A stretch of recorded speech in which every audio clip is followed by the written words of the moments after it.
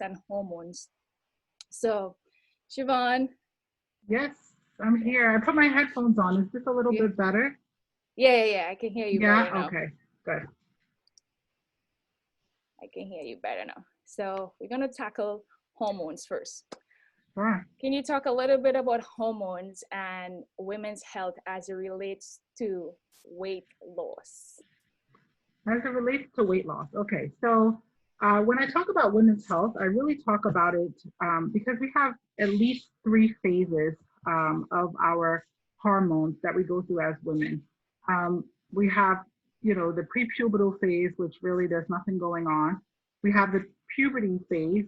We have the reproductive phase. So reproduction is really kind of centered around the age group, I would say, of 21 to 39, 40. And then we have the perimenopause and menopause range. So at different points in that cycle, we have different hormones that are dominant. Most of the work that I do is with women in that range between 21 and upwards of like 45 as women enter perimenopause. So I'll kind of like focus in that area. Now, when it comes to hormones and weight loss, or I should say weight struggles, there's oftentimes a lot going on that may not be related directly with the hormones that are produced by our ovaries, like estrogen and progesterone. Not those two specifically, but a lot of the other hormones that are influencing hormones. So one of the hormones that's really important, especially during that phase between, say, 20 and 40 years old, is your hormone that controls metabolism, which is your thyroid. So we find that a lot of women start struggling with thyroid issues in their 30s. That's usually the age where you start to see that you're putting some weight on. The weight is kind of staying in certain areas. Sometimes we realize, when we dig a little deeper, that there's a thyroid issue going on. And your thyroid sits right here in your neck, and it controls your metabolism. So metabolism is how the speed at which you take in nutrition, foods, calories, and you turn them into energy. So when this thing is not working, when your thyroid is working very slow, for instance, it slows down every other thing. And your hormones, when we talk about metabolism, those hormones, estrogen is a building hormone. It helps us with stimulating breast tissue. So when the breast tissue is being, enlarged, right? It helps with the growth of the uterus and the cycles of the uterus as the inner lining of the uterus grows during the first half of our cycle and then sheds around menses. The estrogen is also involved in the strength of our bones.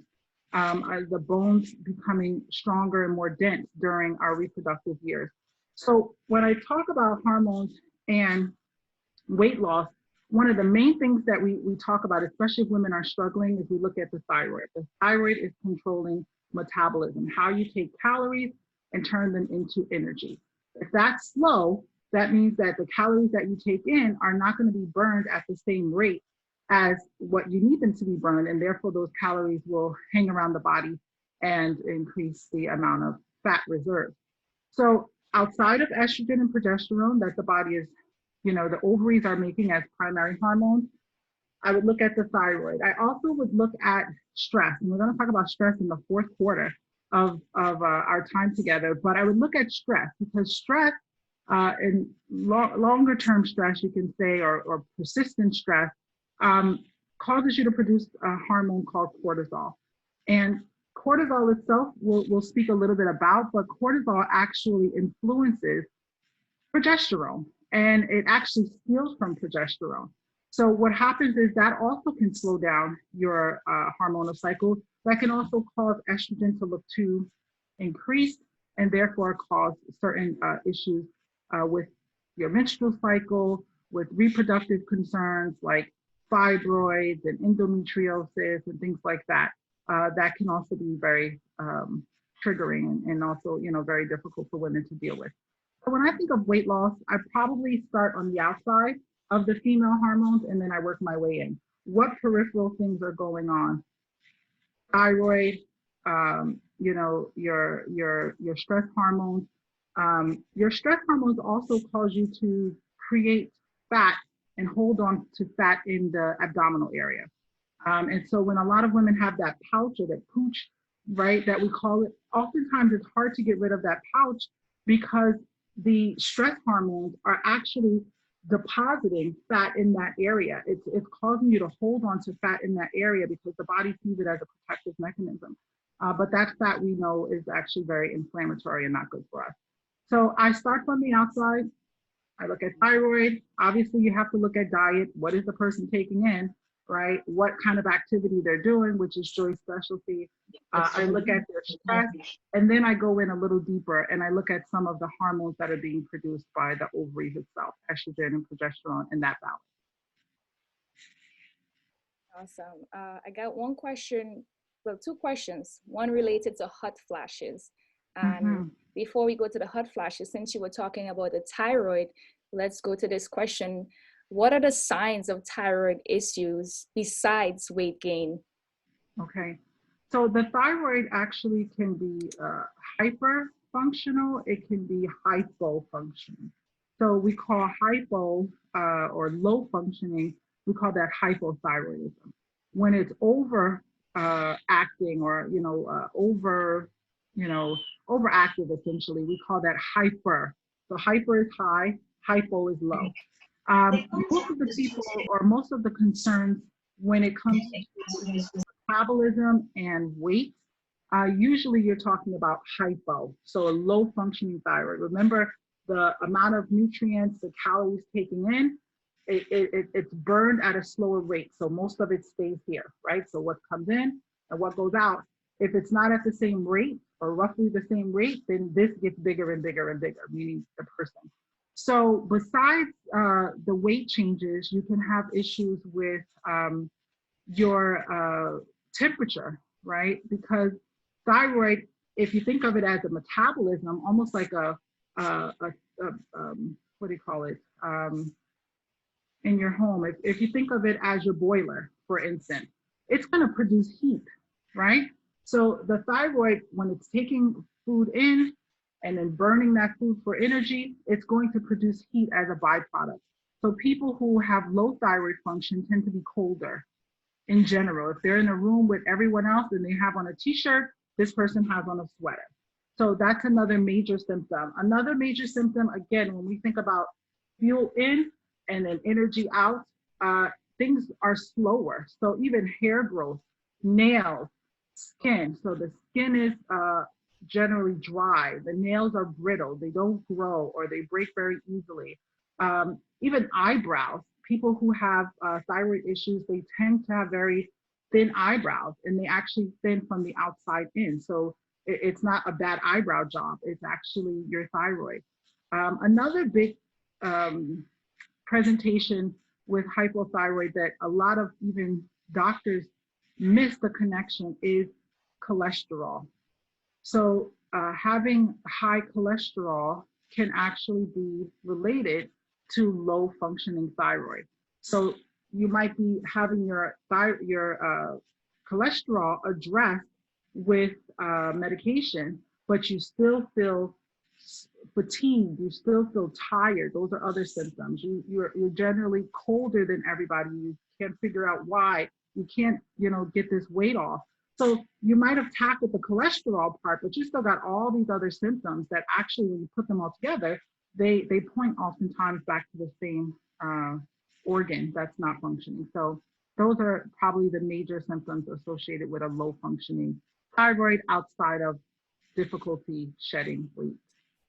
Good. And while we're on the topic of temperature, the next question is, what are some natural ways natural remedies or natural ways for hot flashes? All right. So hot flashes are very interesting. Hot flashes are interesting because they're not the easiest really to even deal with herbal medicine.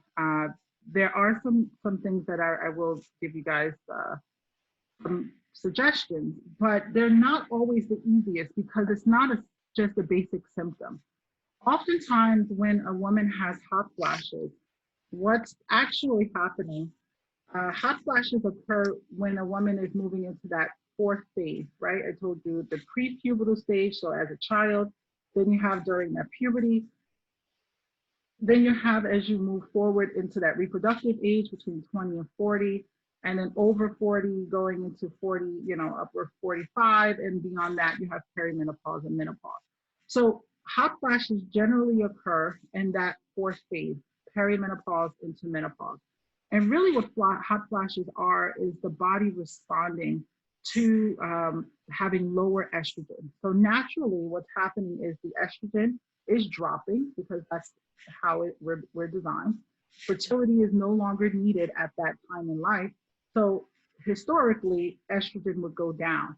So as estrogen goes down, the hormones from the brain that would communicate with your ovaries are literally screaming.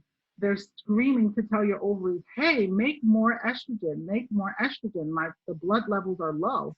And the ovaries cannot, because they actually don't have enough eggs to do that well.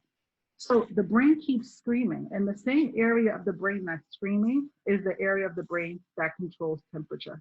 So what happens is the thermostat gets confused, and it looks like the thermostat is going up. So why I say that it's not an easy thing directly to deal with is a lot of the research around menopause talks about how menopause, very severe hot flashes and symptoms related to menopause often reflect what happened in your puberty age. If you, in your reproductive age, if you suffer from extreme pain during your menstrual cycles, and if you suffer from a lot of heavy bleeding, it's a mirror in menopause. So oftentimes in menopause, what's happening is the hormone levels have dropped too low.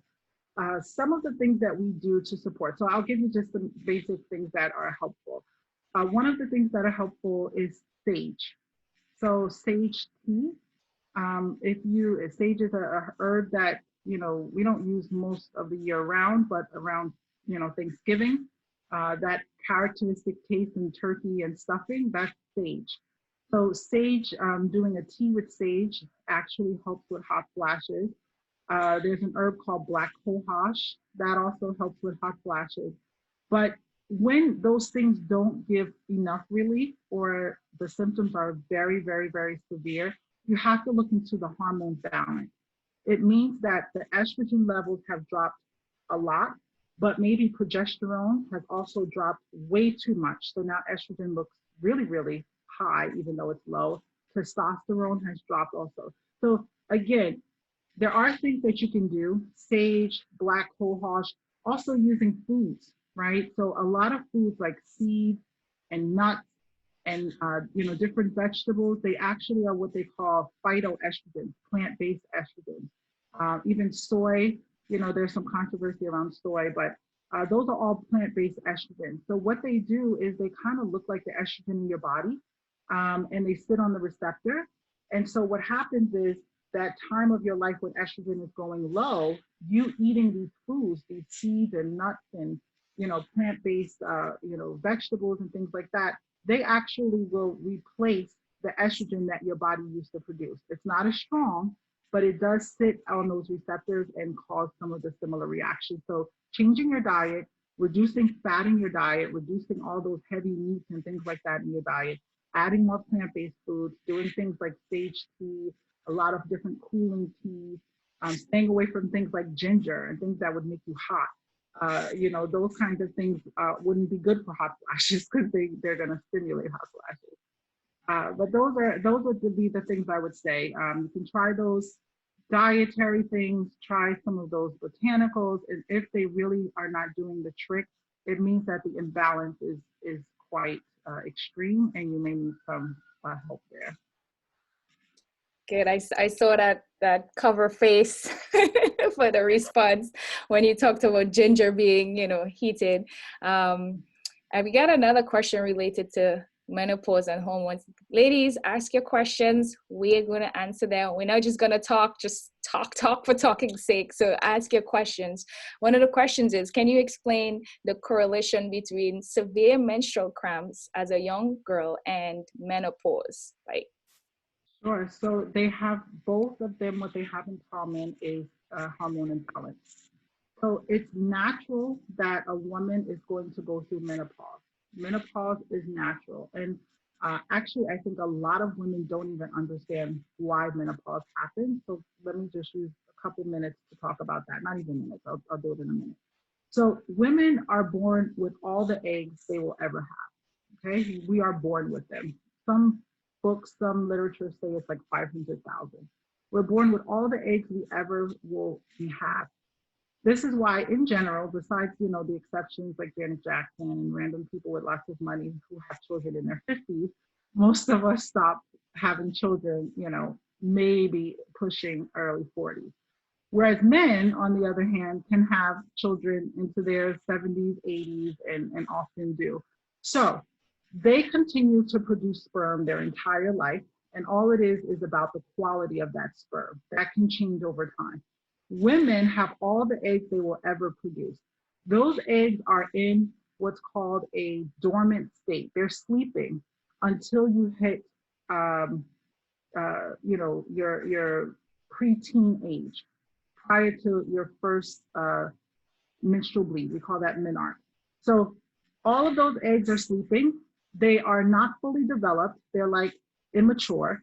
And when you hit menarche, the beginning of your menstrual cycle, some of those eggs will start to wake up. The communication between your brain and the ovaries will start to be a little bit more effective. And that's why during those early stages, I remember when I just first had my period, it was crazy. It was sometimes you had it, sometimes you didn't.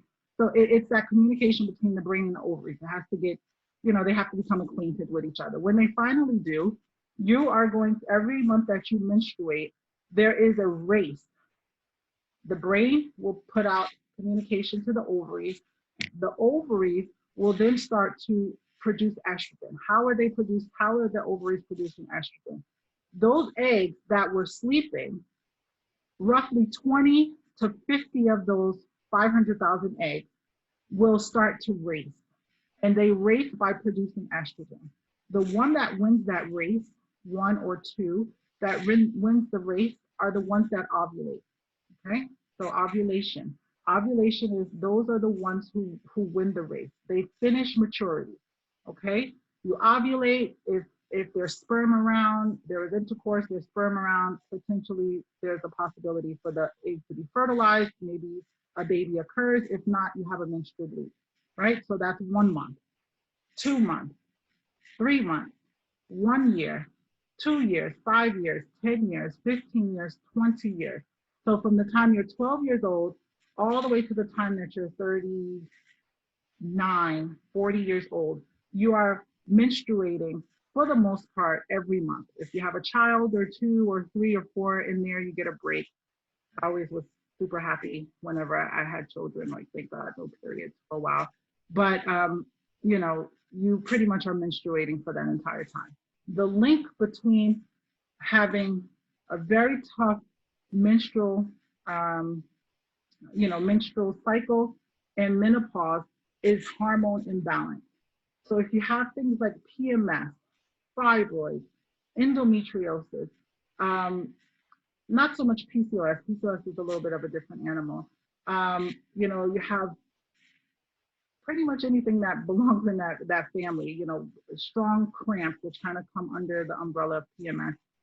Those are all not supposed to happen. You're supposed to know that you're coming closer to your period by small changes, right? Your breasts get a little bit more full, they get somewhat more sensitive. You probably feel like you gain a little bit more weight or you have a little bit more bloating, maybe a little more irritable or depressed. Still very mild. When those things become extreme, you're on the couch, doubled over. You have to take all of these drugs because the pain is so intense. That is not a normal menstrual cycle or premenstrual period. That is abnormal, and that is indicative of a hormonal imbalance.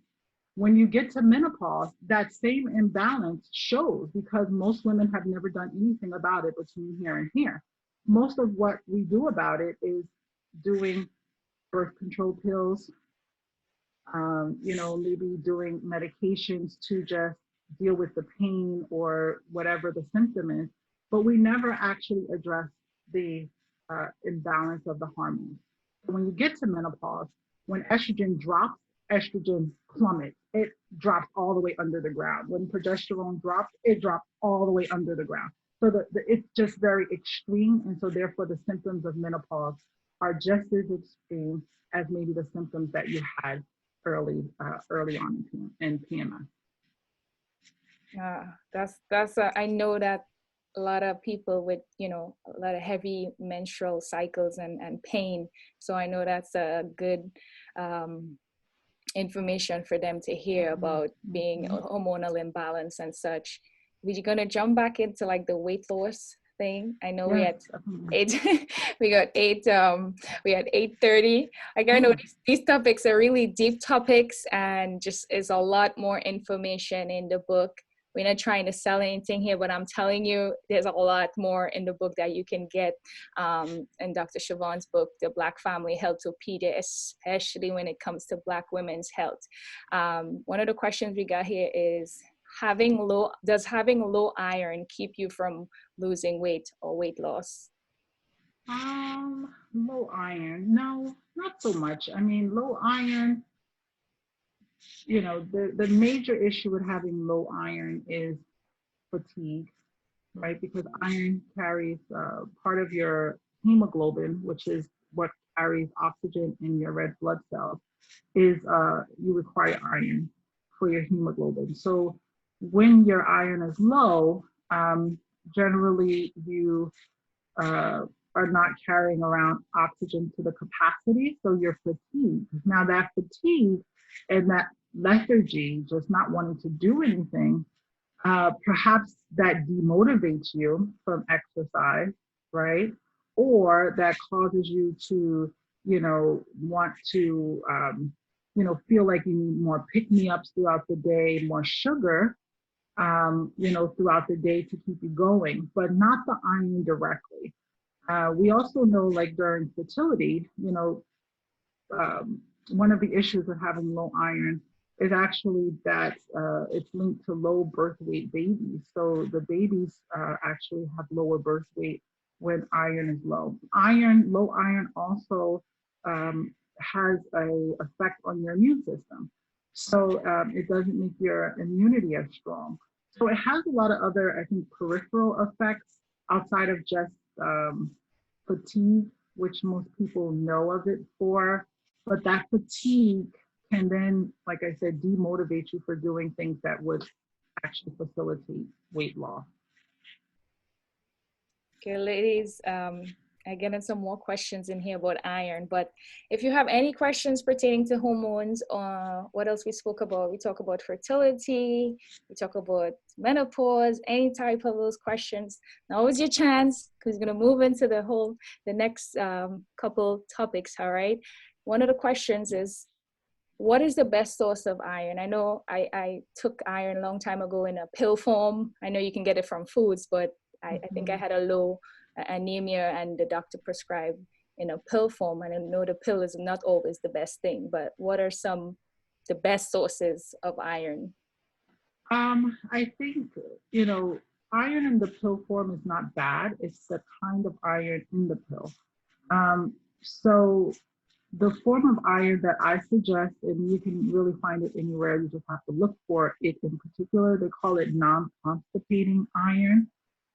You can get that at the health food store, or even some pharmacies have it. And it's just a form of iron. It's chelated, which means it's bound to something that makes it so that it absorbs better. So one of the downsides why people choose to not take their iron consistently is because oftentimes it causes severe constipation and people can't deal with the constipation. So this iron, they call it like I said, non-constipating iron. The form of iron is iron bisglycinate, so BISGLYCINATE, iron bisglycinate. So that's an actual form of iron that's non-constipating. Some people still are a little bit constipated by it. It just depends, but on average, it works well. That's if a person's iron is really low. If you prefer to do, foods to try to support with foods, generally I tell people get your iron up, taking a supplement, and then keep it up with food. And then try to figure out why your iron is low in the first place. Most of the reason the iron is low is because you're probably bleeding way too heavy during your period. You're losing immense amounts of blood, and then that blood has to be replaced. So your body runs into a deficit. So you have to figure out why your iron is so low. And if it's low because there's an issue, especially with heavy bleeding, that tends to speak again to a hormonal imbalance. You want to check that. You want to support with food, and you want to build up the iron as quickly as possible so that you can have all of the other benefits like the energy, like the immune support, et cetera, that we talked about. You got to tell me the name of that BIS. BIS GLY GLY CIN ATE ATE. GLY or I? Y is in yellow. Okay. Think I got it there. You're almost. Almost. But if you search for it, it's BIS GLY CINATE. Can I write? How about I write? Yeah, you're right. All right, there we go. You can write. So we got, the questions coming in on birth control over 40, and do you need to stop to encourage a natural process to menopause, or? That's a great question. Mm-hmm. So birth control over 40. Okay. Birth control over 40. So it depends, I think, how long a woman has been on birth control. A lot of women have been on birth control for a long time. And the issue there is that you really don't know what you're dealing with underneath the birth control, because birth control, you're having a period, depending on the kind of birth control that you have. But in general, you're having a period, but that period, that menstrual period, is not a hormonally influenced period, meaning it is essentially the hormones that you withdraw, right? So if you're taking oral contraceptives, you take them, you have those pills for 21 days that look a certain color, and in the last, however, 4 to 7 days, 5 to 7 days, they are a different color. Those ones that are a different color for the 5 or 7 days have no hormones in them at all. And the ones for the other days have hormones, in particular, progesterone. They call them progestins, but they're synthetic. So when you take the other color for those 5 to 7 days, you cause an immediate drop. The body doesn't receive any hormones, and automatically when it does that, it sheds the lining of the uterus. So it appears to be a period, but that period has nothing to do with what your brain is telling your ovaries. So if a woman is not going to go on, they have synthetic hormones for people who are, going through menopause. I don't do that in my practice, but there are doctors who do prescribe, synthetic hormones that help to minimize symptoms as a woman goes through menopause, and also still provide some of the protective benefits of like estrogen. So estrogen is very, very protective of the heart. And estrogen is also very protective of the bones. So when women go through menopause, if they don't have a diet that is very sound in terms of giving them phytoestrogens and maybe some botanical support, and a balanced hormone picture to begin with, or somewhat balanced hormone picture to begin with, they will lose a lot of bone density very quickly as they move through menopause. And you probably know a lot of women, I think March is the month where they have a heart month, and they talk about heart disease and women. That's been probably the last 5 or 7 years. Estrogen protects the heart. So if there's nothing going on in terms of balancing hormones, beyond menopause, natural or otherwise, the heart is at risk. So if a woman's been on hormones for a long time, my thought process is she has to talk with her doctor about what she's going to do after menopause or after she stops menstruating. And menopause is defined as 1 year without a period. So if you're still having a period and maybe it doesn't come, it comes once every 6 months, well, when it comes, you start all over. You're not in menopause. It is 12 months without a period. So a woman has to, I would say, if she's going to withdraw her birth control, um, then that means you really kind of have to check where your hormones are, kind of get a clear picture, because whatever you had on the hormones is not what your body is actually producing. Has nothing to do with your body. Um, so I would say that she pretty much has to have like a long-term vision, and that's something she should probably talk about with her doctor as to what she's going to do when she goes into menopause.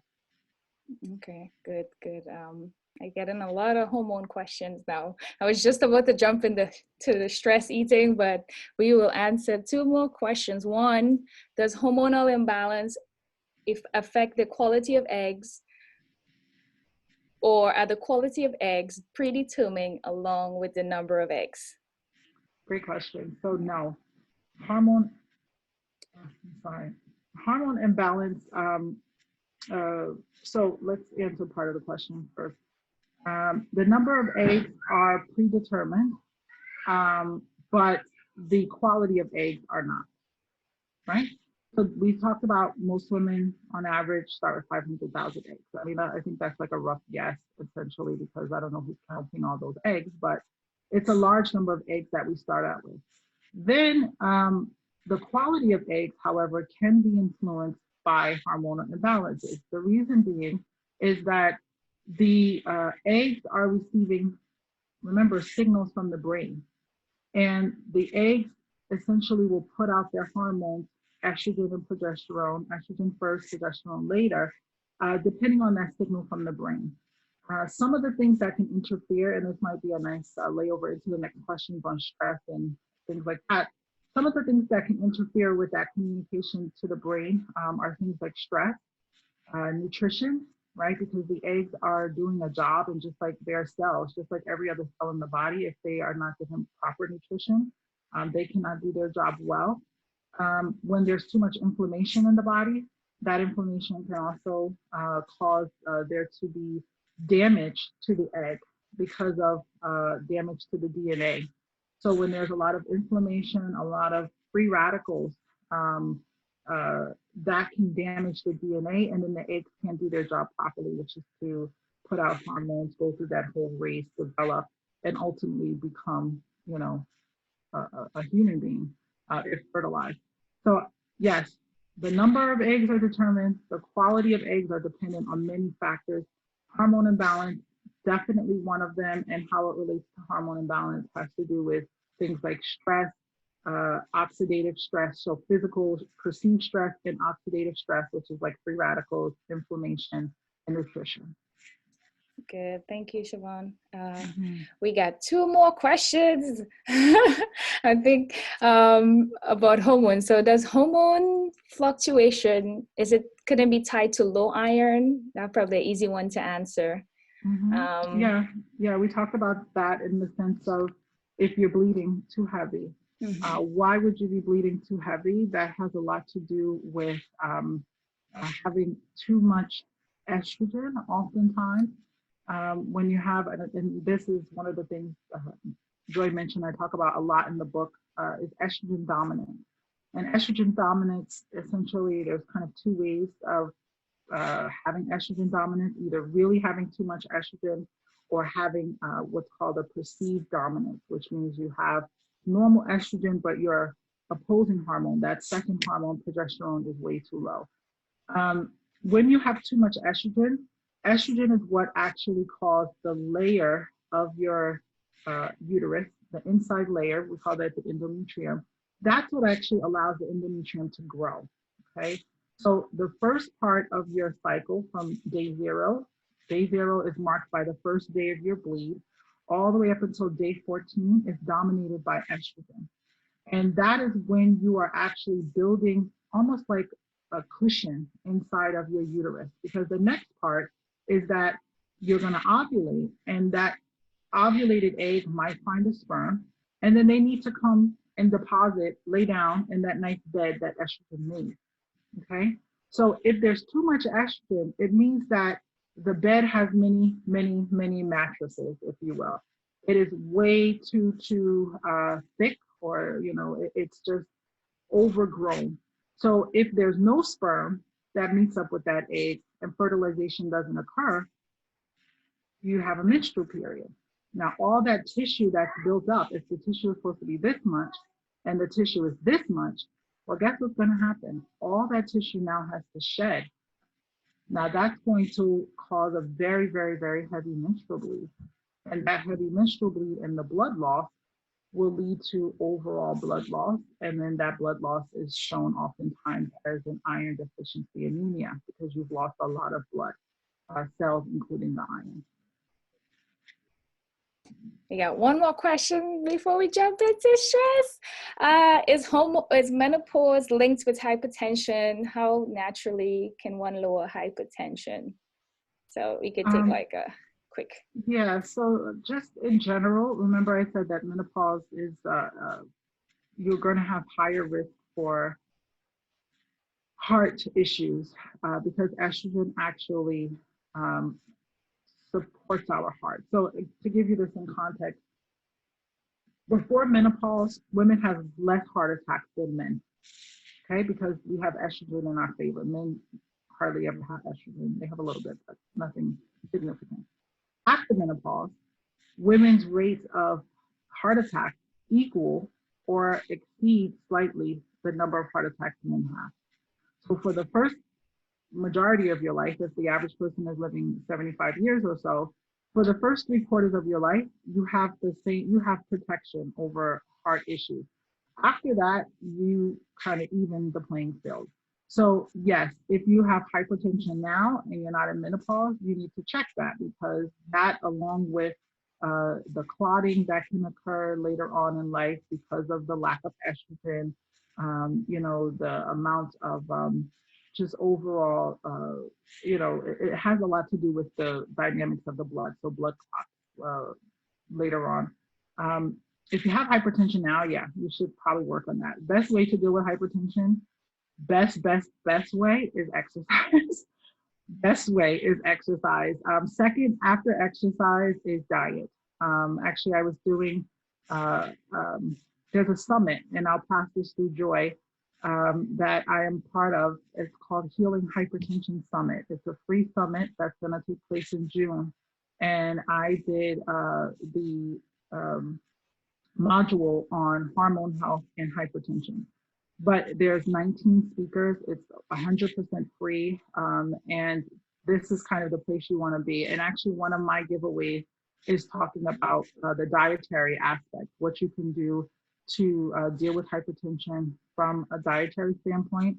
It's called the DASH diet, Dietary Approaches to Stop Hypertension. It's a well-studied diet, and they've shown that when you actually, implement this diet, you can bring down your numbers, top and bottom, by more than 11 points. When you exercise, you can bring down top and bottom, and this is separate from diet, you can bring down top and bottom by around 10 points. So doing them together means that you can really drop your blood pressure.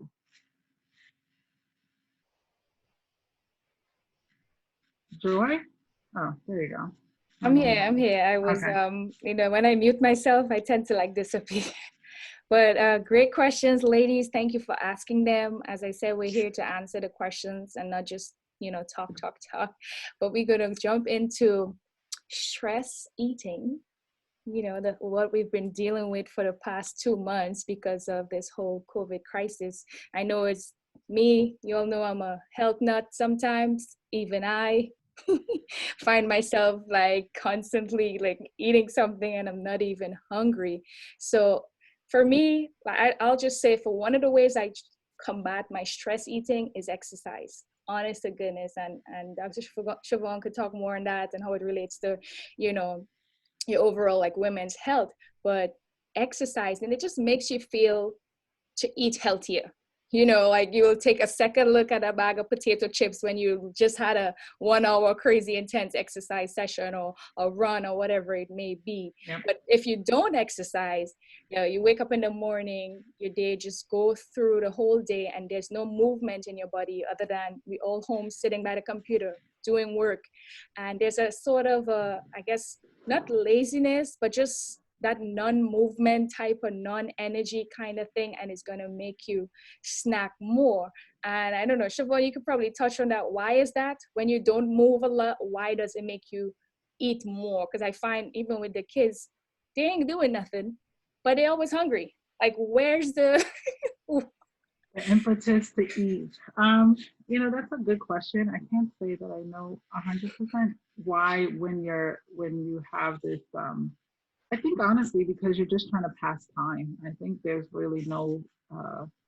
there's no super scientific reason why, but I think you're literally bored and you're trying to pass time. And I think it's a way of self-soothing. It's a self-soothing mechanism because we all, you know, food is a wonderful thing. And oftentimes food is associated with memories. It's associated with good times. It's associated with happiness, joy.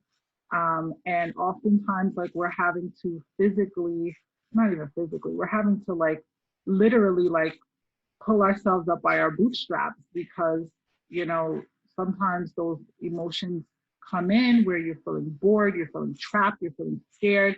And maybe you don't really add those labels to them, but internally your body is perceiving a stress. And it perceives that stress. That stress is perceived by the brain. It's communicated through hormones, one of those hormones being cortisol we talked about. And what cortisol does actually automatically is it boosts your sugar. Cortisol naturally increases sugar. It releases sugar into the bloodstream. So what happens is you release sugar into the bloodstream, and then you drop that the body will take in that sugar. It will use it. But oftentimes you get a really rapid drop or a very strong drop. And then what do you need to do to pick yourself back up? Well, you got to eat something that would give you that much sugar plus more just to bring you to baseline. So I think a large part of bored eating is stress that we have not been able to properly articulate. And I think that it's partly trying to pass time away. Um, you know, sometimes I see my days. I feel like I wake up. I did my hair for you guys, and I put on makeup. But in general, I'm in my pajamas most of the day working. You know, unless I have clients or Zoom calls. But I had no calls today that I had to be visual with anyone, so I didn't do anything. But the days when you don't do anything like that, I feel like the morning goes into the night and you feel like, well, where did my day go? Um, and with exercise, Joy, you know, the endorphins that are released with exercise um, are not only stress busters, but they are happy hormones. So you get a dose of like happiness, and not only do you not want to sabotage what you just did, like all the work that you put in, you're actually like a little higher in terms of just your mood, you know, to start out with. So it's really medicine in a way to exercise, and I do think that's the best way to overcome bored eating. And then when bored eating just happens, just have good things in the house that you can munch on.